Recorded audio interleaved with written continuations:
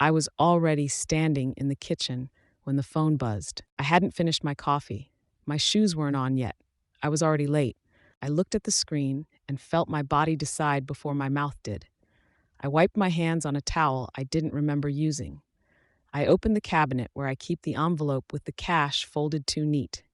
I told myself I would replace it by Friday. I told myself the same thing last month. He didn't ask if I was okay. He didn't need to. I was still breathing. So that meant yes. Outside, Brooklyn was waking up without me. Buses, voices, somebody laughing too loud. I stood there listening to him explain why this time was different, why this time mattered, why I was the only one who could fix it. I didn't interrupt. I didn't argue. I just realized, standing there, that I couldn't remember the last morning that started with something I needed. I wake up before the alarm most days. Not because I want to, because my mind starts listing what could go wrong. I lie still and listen to the apartment. The radiator clicks, someone upstairs walks heavy. I check my phone without moving my head. No messages. That means I still have time. I get up quietly. The floor knows my feet. I know where not to step. The kitchen light hums when I turn it on. I make coffee the same way every morning. Strong, no sugar. I drink it standing up. I don't sit anymore. Sitting feels like settling in. I look at the calendar on the fridge. Bills circled in red. Dates crossed out that don't mean anything anymore. I open the cabinet above the stove. The envelope is still there, thinner than it should be. I close the cabinet fast, like it might notice me, like it might ask questions. His door is closed. That means he came in late. Again, I don't knock. I never knock. I listen instead. Breathing, that's all. I tell myself he's resting. I tell myself he needs it. I tell myself a lot of things before 8 a.m. I shower quick. I don't let the water run too long. I hear my mother's voice in my head when I do. She used to say waste shows itself in money, in time. I dry off and get dressed for work. Same blouse, same shoes. I check my bag before I leave. Keys, wallet. I pause, then I reach back into the cabinet and take the envelope. I count what's left. It's not enough. It's never enough. I fold it back the way it was. Neat, like control. I put it back and close the door again. I tell myself I'll figure it out. I always do. I leave a plate of food on the counter, covered, just in case. I don't write a note. I stopped doing that years ago. Outside smells like garbage and bread from the bakery on the corner. Brooklyn in the morning doesn't wait. I move with it. On the train, I stand even when there's space. I hold the pole and watch my reflection in the glass. I look older than I feel and younger than I am. At work, I do what I'm supposed to do. I answer phones. I smile when spoken to. People call me dependable. They say it like it's a compliment. I nod like it is. During lunch, I check my phone again. Still nothing. That should mean peace. It doesn't. I think about what he might need later. Money, a ride, an excuse, a place to land. I finish my shift and head back home. I stop by the grocery store, even though I told myself I wouldn't. I buy things I know he likes. I tell myself it's cheaper than eating out. I tell myself it's practical. I tell myself I'm just planning ahead. The cashier asks if I want a bag. I say yes, even though I have one in my purse. I don't want to juggle. When I get home, his door is open. That means he's awake. Or gone. He's in the living room. On the couch, shoes still on. The TV is on but muted. His phone is in his hand. He looks up when I come in. Ma, he says. Just that. I answer anyway. Yeah. He asks what I made, not how my day was, not if I'm tired. I tell him. He nods. That's the whole exchange. I go into the kitchen and start cooking again. The food I bought earlier joins the food I made this morning. I move on autopilot. He comes in while I'm stirring. He leans on the counter like it belongs to him. It does. He tells me about something that didn't work out. A job lead, a friend who didn't come through. I listen. I always listen. I don't interrupt. I don't ask questions that would slow him down. He talks in circles. I know where it's going. I let him get there on his own. He sighs. He rubs his face. He says my name. That's the part that still gets me. The way he says it like a request, like a reminder. I ask how much. My voice sounds calm. He tells me. My chest tightens. I don't let it show. I turn off the stove before answering. I wipe my hands on a towel. I nod. I say okay. I don't say when. He doesn't ask. We eat together. At the table. The same table he did homework at years ago. He scrolls while he chews. I watch him without meaning to. He looks like a man. He still looks like my baby sometimes. That's the problem. After dinner, he goes back to the couch. I wash the dishes alone. The water runs hot. I scrub a plate that's already clean. I don't know why. I just do. Later, he asks if I can spot him until next week. Just until something comes through. Just until Friday. I don't ask what day it is. I already know. I go to the cabinet again. The envelope feels lighter in my hand than it should. I count slower this time. I hear him behind me, not watching, just there. I hand him the money. He doesn't count it. He says thank you like it's automatic, like breathing. Then he asks if I'm okay. Yes. I always say yes. He goes back to the couch. I go to my room. I sit on the edge of the bed. I don't turn on the light. I think about calling my sister. I don't. I think about church on Sunday. The questions, the looks, I think about my mother, what she would say, what she already said years ago. A good mother holds things together. A good mother doesn't complain. A good mother doesn't let her child fall. I lie back and stare at the ceiling. I feel tired in places sleep doesn't reach. I feel it anyway. From the other room, I hear him laugh at something on the TV.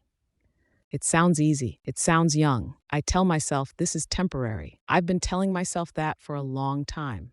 I reach for my phone and open the banking app. The numbers stare back at me. They don't move. I close the app. I open it again. I close it again. I roll onto my side. I face the wall. I tell myself tomorrow will be quieter. I tell myself next week will be different. I tell myself I can hold a little more.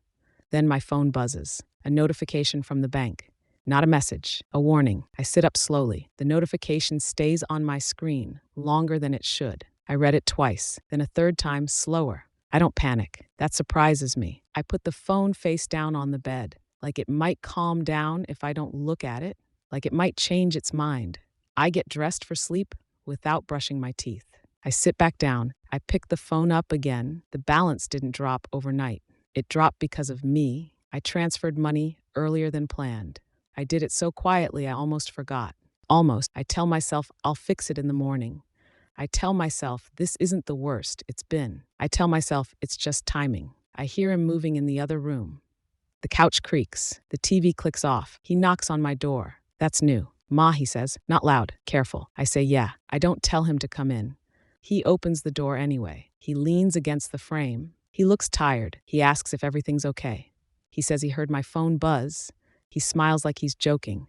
I say it's fine. I say it's nothing. I say go to bed. He doesn't move right away. He watches me. That makes my stomach tighten. You sure? He asks. I nod. I look past him. He leaves. I lock the door after. I don't remember the last time I did that. Sleep doesn't come. It never does when numbers are involved. I lie there, listening to the building breathe. Pipes, cars. I think about the bank again. About the warning. About how many warnings I've ignored. By morning, I already feel behind. The alarm goes off like an accusation. I turn it off fast. I make coffee stronger than usual. My hands shake a little when I pour. I steady them on the counter. He's still asleep. I leave the apartment before he wakes. I don't leave food this time. On the train, I open the banking app again. The numbers are the same. They don't care that I'm tired. At work, I miss a call, then another. My supervisor asks if I'm okay. I say yes. I smile. During lunch, I don't eat. I sit outside with my phone and stare at it. I calculate in my head. Rent, utilities, what's left. There's no space. There hasn't been for a while. My sister texts me a photo of her lunch. Something colorful. I don't reply. She calls instead. I let it ring. I know what she'll say. I know how it will sound. I don't have the energy. When I get home that evening, he's not there.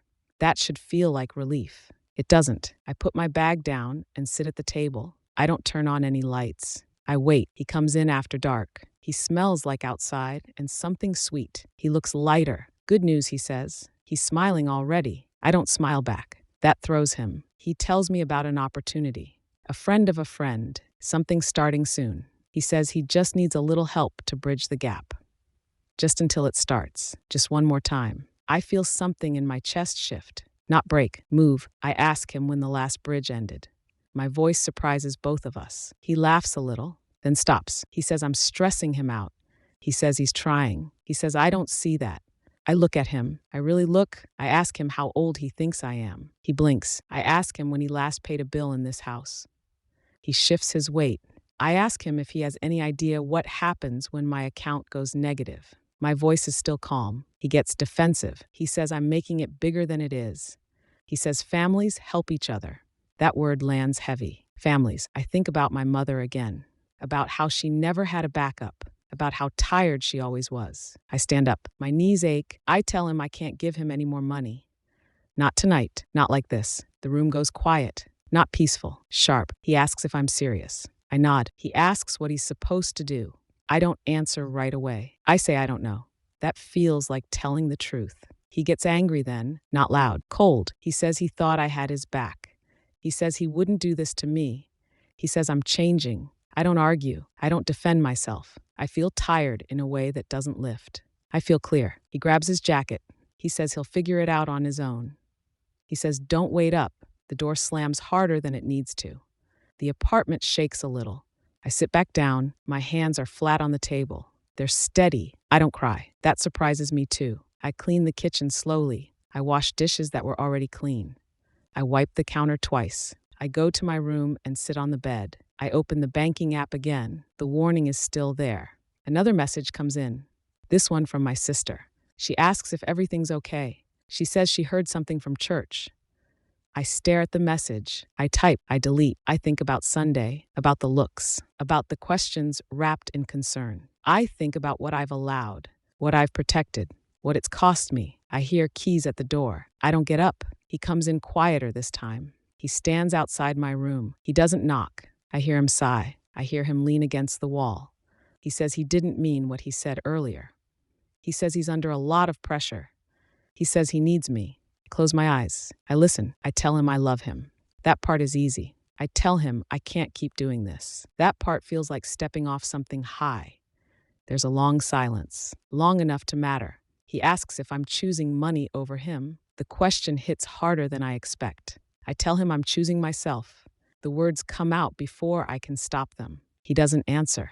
I hear him walk away. The front door opens, then closes. I sit there alone in the dark. My phone lights up again. Another notification from the bank. This one isn't a warning. It's a deadline. I don't open the notification right away. I already know what it says.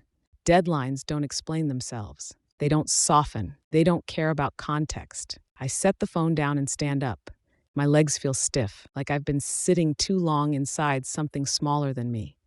The apartment is quiet, too quiet. I walk through it slowly. The couch still has the shape of him in it. The air feels held. I make coffee even though it's late. Not because I want it, because I need my hands busy. The kettle screams when it's ready. I turn it off fast. I don't want noise. I sit at the table and finally open the message. It's short, direct. I read it once, then again. I don't feel fear the way I used to. I feel exposed. This is what happens when there's nothing left to shift around. No envelope, no extra day. I think about calling someone. Anyone. I don't. I go to bed without undressing. I sleep in pieces. When morning comes, it doesn't feel like a beginning. It feels like a continuation I didn't agree to. He isn't home. I don't check his room. I shower longer than usual. I let the water hit my shoulders until they stop pulling up around my ears. At work, I ask for an hour off. My supervisor looks surprised. She says, of course. I walk to the bank instead of taking the train. The cold helps. It keeps me here. Inside, everything is clean and quiet. Too polite. I sit across from a woman younger than my son. She speaks carefully, like I might break. She explains options, fees, consequences. I nod. I've been nodding my whole life. I sign papers I never thought I would. I don't rush. I don't stall. When I leave, my chest feels hollow. Not empty, hollow. That night, he comes home late. Later than usual. He looks around like he's checking for something missing. Maybe me. He asks if we can talk. I say okay. We sit at the table, the same one. He tells me he stayed at a friend's place. He tells me he thought about what I said. I listen. I don't interrupt. He says he didn't realize how bad it was. He says he never meant to put me in this position. I look at his hands. They're restless. I tell him what happened at the bank. I keep my voice even. His face changes. Not guilt. Alarm. He asks why I didn't tell him sooner. The question almost makes me laugh. I tell him I've been telling him. Just not with words. He says he'll fix it. He says he'll step up. I don't respond right away. I let the silence sit between us. I ask him what that looks like. He hesitates. He says he'll try harder. He says he's figuring things out. I nod, but something in me doesn't move with it. He asks if I'm mad at him. I think about that. I tell him I'm tired. That feels closer. Days pass, then weeks. Some things change, some don't. He picks up a few shifts. He contributes sometimes. Sometimes isn't nothing. Sometimes isn't enough. I stop covering everything. I let lights stay off. I let food run low. It feels wrong at first, like I'm doing something cruel. At church, people ask how he's doing. I say fine. They tell me I raised him well. At night, I lie awake and think about who I am without fixing.